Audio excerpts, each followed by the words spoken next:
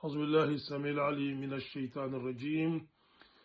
بسم الله الرحمن الرحيم. الحمد لله رب العالمين والعاقبة للمتقين ولا عدوان إلا على الظالمين، وأشهد أن لا إله إلا الله وحده لا شريك له، وأشهد أن محمدا عبده ورسوله. اللهم صل وسلم وبارك عليه وعلى آله وصحبه أجمعين. أما بعد.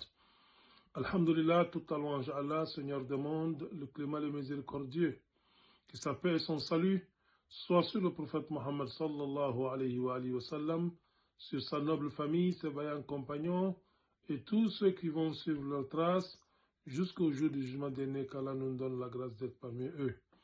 Alhamdulillah, Allah nous dit dans le Coran, surat al-Hajj, surat 22, verset 27, وَأَذِّنْ فِي النَّاسِ بِالْحَجِّ يَأْتُوكَ رِجَالًا وَعَلَى كُلِّ ضَامِرٍ يَأْتِينَ مِنْ كُلِّ فَجٍّ عَمِيقٍ لِيَشْهَدُوا مَنَافِعَ لَهُمْ وَيَذْكُرُوا اسْمَ اللَّهِ فِي أَيَّامٍ مَّعْلُومَاتٍ إِلَى آخِرِ الْآيَةِ.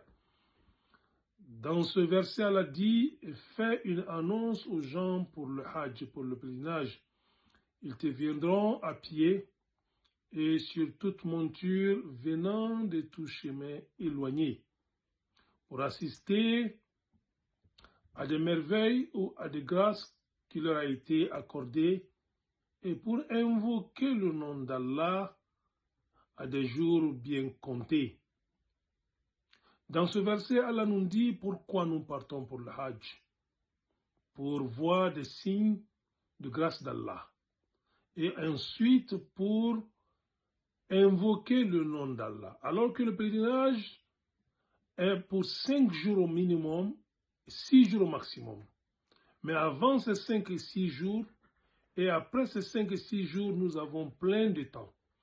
Le défi du pèlerin, c'est comment continuer à invoquer le nom d'Allah, à se rapprocher d'Allah pendant tout ce temps.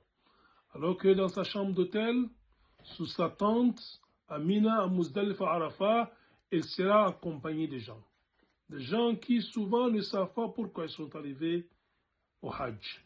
Des gens qui vont s'adonner à des causeries qui n'ont rien à voir avec le pèlerinage. Des gens qui vont pousser le pèlerin à dire des choses qui vont contre son pèlerinage.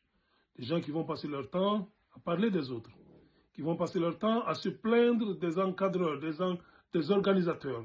Des gens qui vont méditer. Et qu'est-ce que le pèlerin peut faire pour éviter cela? Il doit se rappeler de ce verset. Il doit savoir qu'il est venu au pèlerinage pour voir les signes d'Allah et pour invoquer incessamment le nom d'Allah.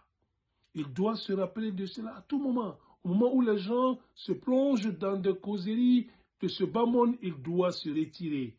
Il doit se rappeler ce verset et continuer à se rappeler d'Allah, à invoquer le nom d'Allah. C'est pour cela qu'il est allé en pèlerinage.